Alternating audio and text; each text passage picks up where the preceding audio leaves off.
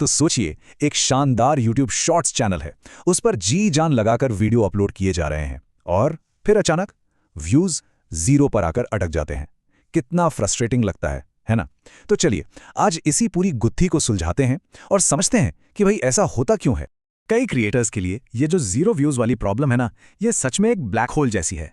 मतलब एक बार कोई वीडियो इसमें फंस गया तो फिर बाहर निकलना लगभग नामुमकिन सा लगता है।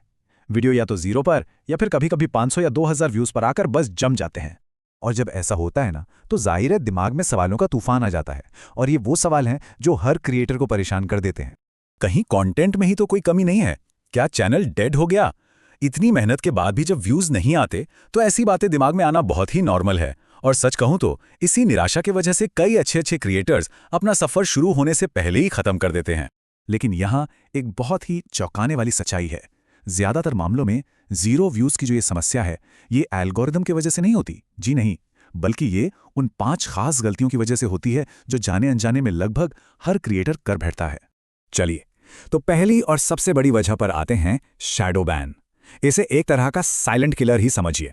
ये चैनल की पहुंच के लिए एक ऐसी दीवार है जो दिखती नहीं पर होती है।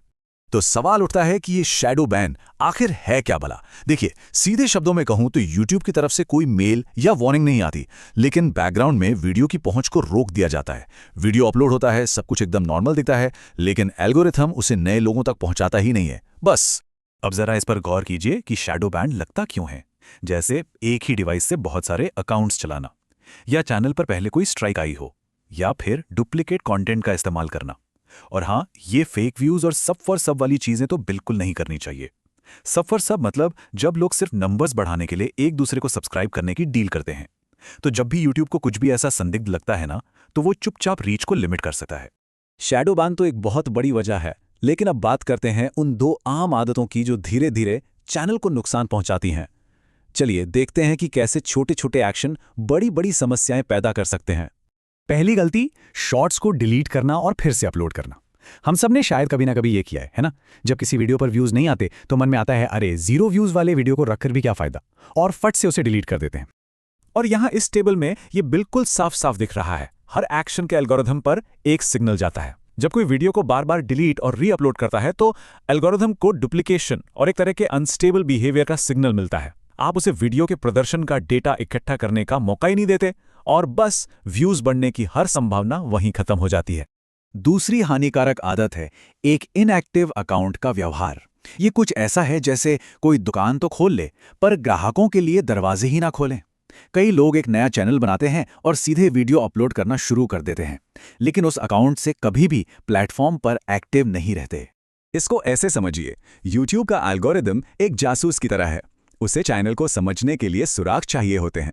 अगर सिर्फ वीडियो अपलोड किए जाएंगे तो उसे ये पता ही नहीं चलेगा कि टारगेट ऑडियंस है कौन और ये वीडियो आखिर दिखाने किसे हैं। इसका एक बहुत ही प्रैक्टिकल समाधान है।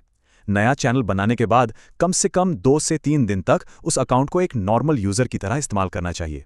शॉर्ट्स देखें, स्क्रॉल करें, अच्छे वीडियो को लाइक करें। ये एल्गोरिथम को बताने का एक बहुत आसान तरीका है कि ये अकाउंट असली है और यहाँ सीरियस काम होने वाला है। अब आते हैं कंटेंट और प्रमोशन से जुड़ी आखिरी 2 गलतियों पर। यहाँ अक्सर हमारी अच्छी नीयत और स्ट्रैटेजी ही हमारे खिलाफ काम करने लगती है। तीसरी गलती है क्वालिटी से समझौता करना। ज्यादा वीडियो डालने के चक्कर में क्वालिटी को नजरअंदाज कर देना। एक बात हमेशा याद रखनी चाहिए, एक कमाल का अच्छी तरह से एडिट किया हुआ शॉर्ट्स 10 साधारण शॉर्ट्स से कहीं बेहतर है। जब ऑडियंस वीडियो को तुरंत स्किप करती है तो एल्गोरिदम को नेगेटिव सिग्नल ही तो मिलते हैं। और चौथी गलती, गलत तरीके से प्रमोशन करना। मुझे पता है कि ये बहुत आकर्षक लगता है, खासकर शुरुआत में, कि अपने शॉर्ट्स को दोस्तों या व्हाट्सएप ग्रुप्स में शेयर कर दिया जाए, लेकिन अगर उनकी उस कंटेंट में दिलचस्पी नहीं है तो ये फायदे से ज्यादा नुकसान कर सकता है।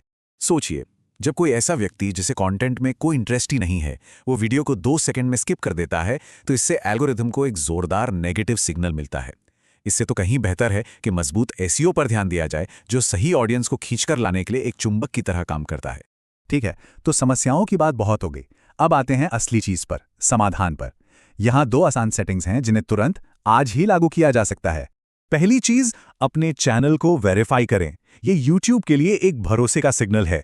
दूसरा, चैनल कीवर्ड्स जोड़ें। ये दोनों ऑप्शन YouTube स्टूडियो की सेटिंग्स में चैनल टैब के अंदर आसानी से मिल जाएंगे। अपने चैनल के विषय से जुड़े कीवर्ड्स डालना बहुत जरूरी है। ये सेटिंग्स एक तरह से चैनल रूपी घर की नींव रखने जैसा है, और नींव मजबूत होगी तभी तो इमारत बुलंद होगी। ये सेटिंग्स एल्गोरिथम को सीधे सीधे बताती हैं ये चैनल गंभीर है और इसका कंटेंट इस खास विषय पर है। तो ये सब जानने के बाद अब सवाल खुद से पूछने वाला है, वो कौन सी एक गलती है जिसे आज से ही सुधारने का पक्का इरादा है? इस पर जरूर सोचिएगा, क्योंकि एक छोटा सा सही कदम भी चैनल की ग्रोथ में जमीन आसमान का फर्क ला सकता है।